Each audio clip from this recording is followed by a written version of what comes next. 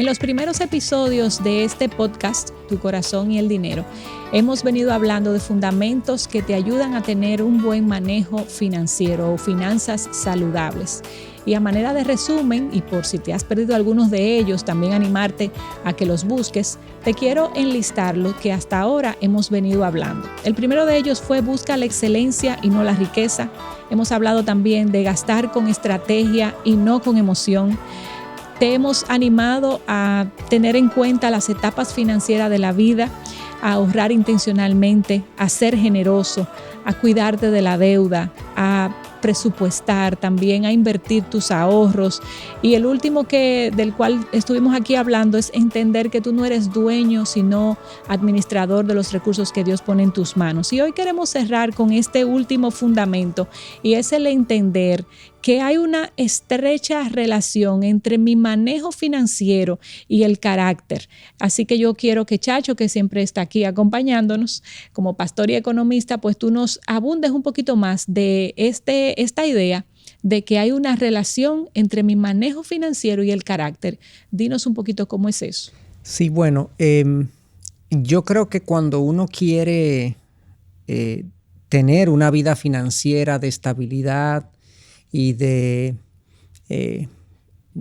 ser saludables en el manejo financiero, si uno no entiende esa relación, uno no va a poder desarrollar las disciplinas financieras que se requieren precisamente para la estabilidad a lo largo del tiempo. En la Biblia nosotros vemos múltiples ejemplos de eso que vamos a ver un poquito más adelante, pero la Biblia habla muchísimo de dinero, de posesiones, de riqueza, y no lo habla porque eso en sí mismo sea importante. Lo habla precisamente porque es que las posesiones tienen un efecto significativo en la manera como yo vivo. Y lo que yo soy se manifiesta en la forma como yo administro mis recursos. Si yo tengo condiciones interiores de imprudencia, de indisciplina o falta de dominio propio, etcétera, etcétera, voy a generar finanzas desorganizadas y arriesgadas.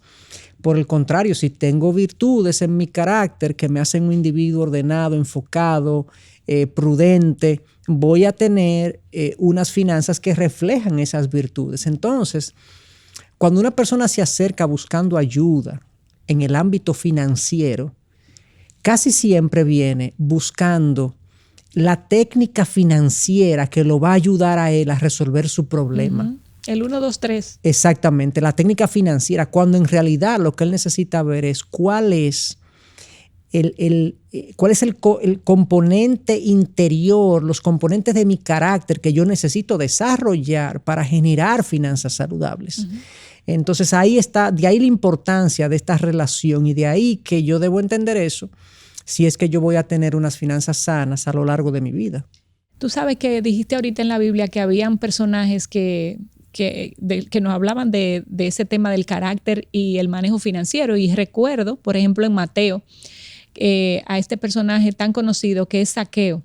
Si recordamos, pues uh-huh. Zaqueo, al toparse con el evangelio, a toparse con Jesús, lo primero que hizo es tener un cambio de actitud acerca de sus finanzas, y lo que uh-huh. quiso fue restituir a los que había dañado. Sí. Y me imagino que no, tú tendrás... efectivamente, no, es un excelente ejemplo precisamente de lo que estamos hablando. Zaqueo era un recaudador de impuestos, uh-huh. un jefe de recaudadores.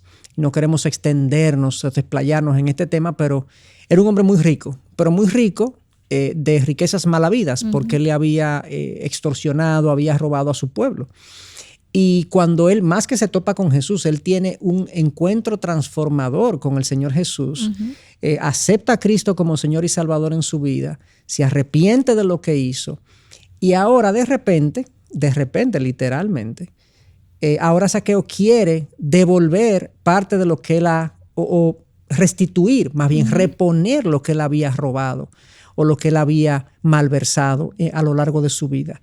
Fíjate cómo cuando Zaqueo cambió en su interior, su manejo financiero cambió, sus actuaciones financieras cambiaron.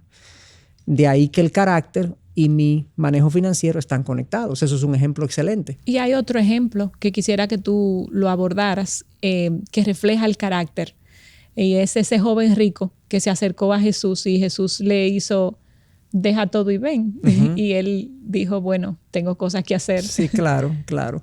Es una historia muy triste y desafortunada porque el joven rico también se encuentra con Jesús, como lo hizo Zaqueo, y le pregunta a Jesús que qué debe hacer para obtener la vida eterna. Y en pocas palabras, Jesús tiene un diálogo con él. Él se considera a sí mismo como un joven que ha cumplido la ley casi en todos sus puntos. Y Jesús le dice, bueno, te falta una sola cosa para ser perfecto, para tener vida eterna. Ve y vende todo lo que tienes y sígueme. Entonces dice que el joven rico se fue triste porque era dueño de muchos bienes. Es ahí donde Cristo dice que es más difícil para un rico entrar en el reino de los cielos que es más difícil que un camello pase por el ojo de una aguja que un rico entre en el reino de los cielos. Pero lo que es imposible para los hombres es posible para Dios. O sea, no es que los ricos no van a entrar. Claro. Y ojo, no es que para seguir a Jesús hay que vender todo lo que tenemos. El problema de él fue que en ese momento él tenía una idolatría con respecto a lo material. Lo material para él era más importante que Dios mismo, que Cristo mismo. Y lo que lo salvaba no era vender lo material, era seguir a Jesús, pero no estuvo dispuesto a hacerlo.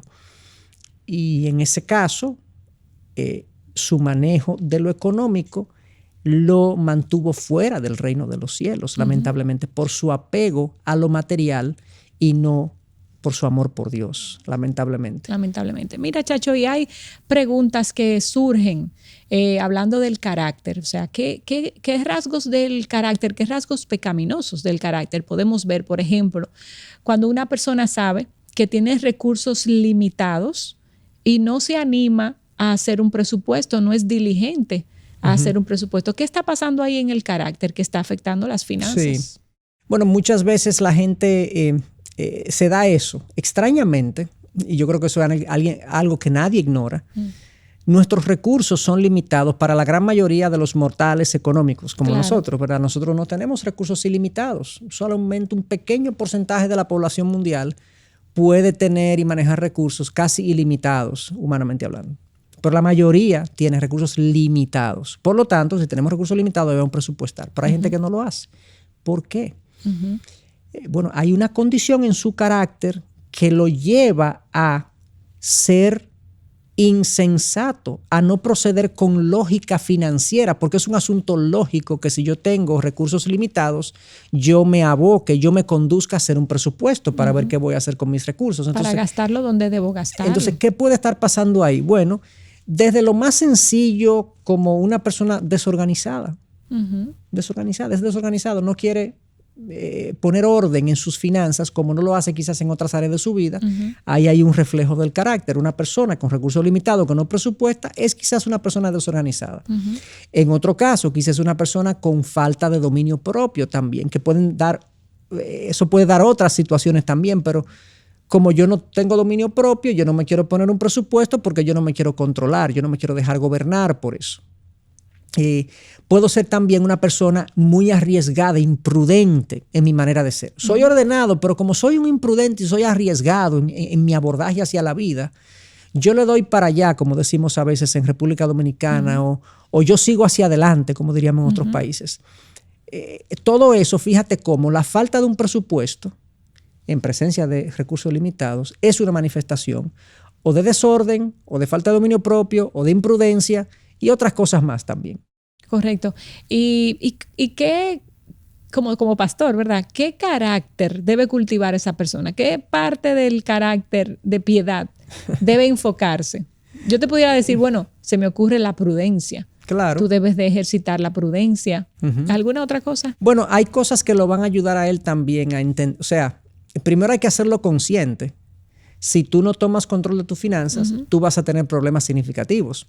Porque a veces el miedo a quedar en la ruina o a verse en problemas financieros quizá puede alertarlo y detenerlo en su imprudencia y en su desorden. Eso es lo primero. Segundo, definitivamente la persona tiene que comenzar a cultivar la organización, la estructura y comenzar a sentarse a ver sus números.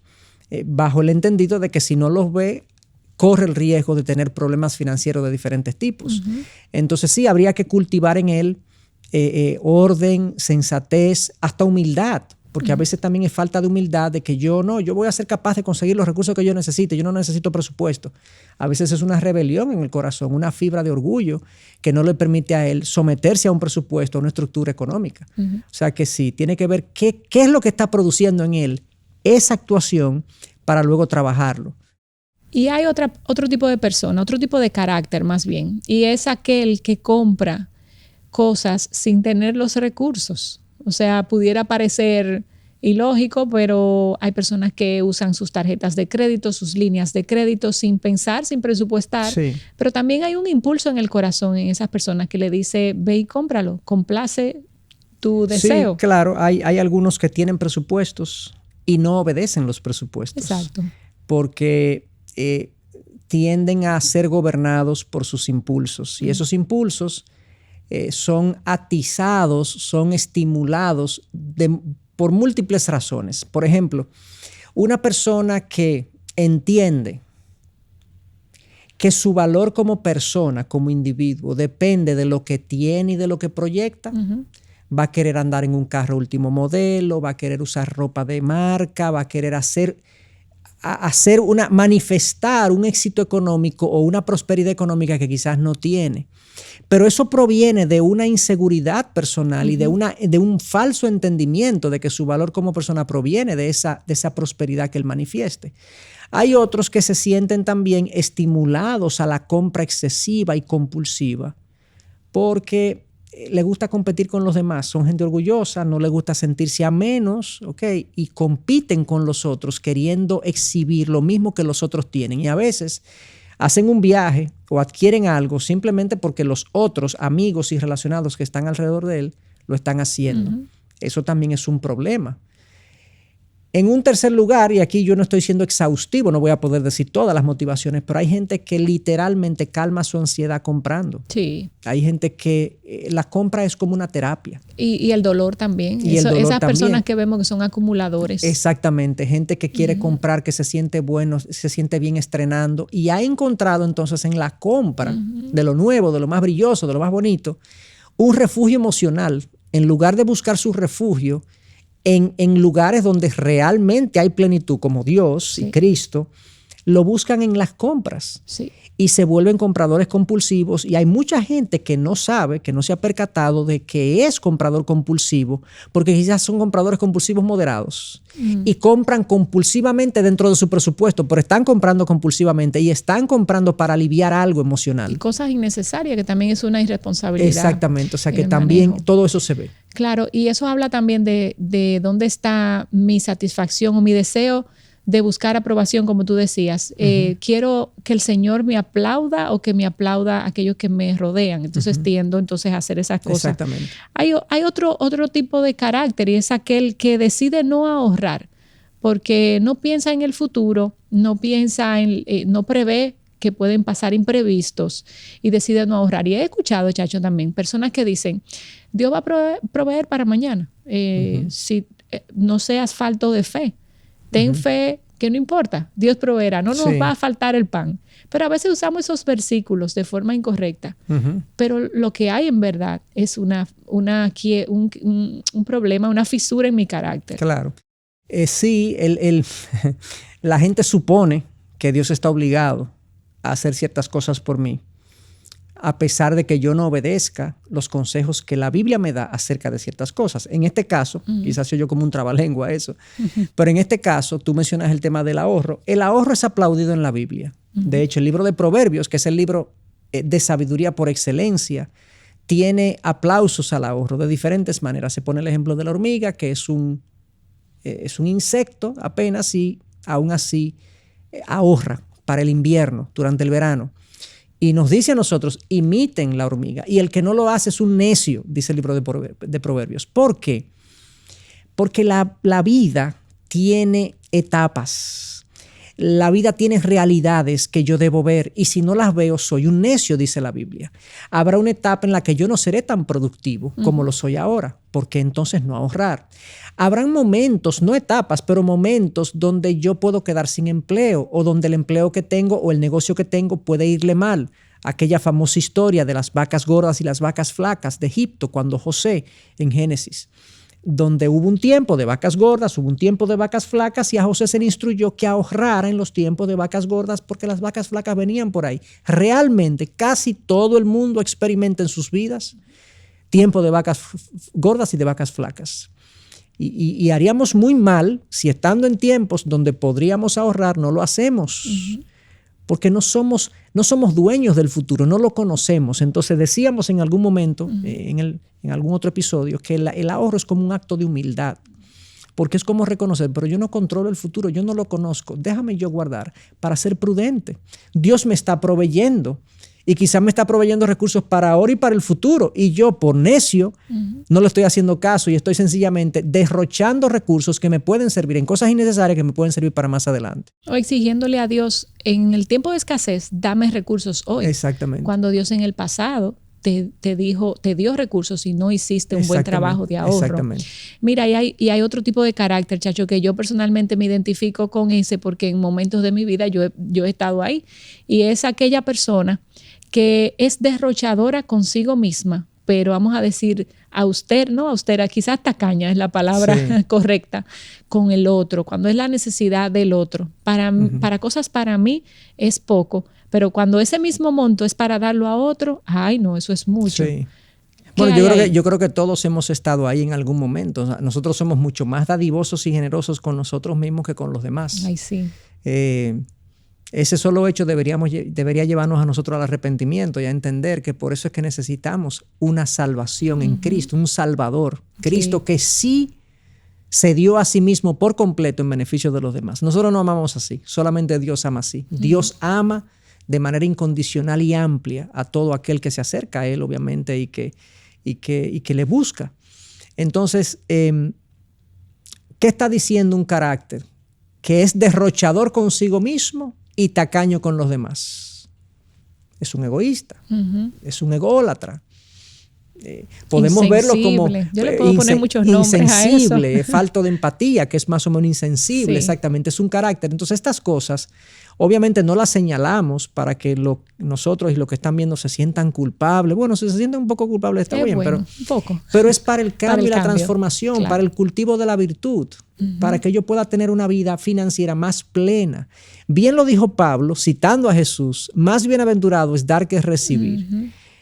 Los que no hemos experimentado el gozo de dar, deberíamos comenzar a dar más para que veamos que hay mucho gozo en dar. A veces, y de hecho, según ese versículo, hay más bienaventuranza y bendición en dar que en recibir. Uh-huh. Y ciertamente eso está revelando eso. Entonces, todas estas cosas que tú has comentado y que hemos comentado, estos rasgos del carácter que me llevan a una actuación financiera y no a otra.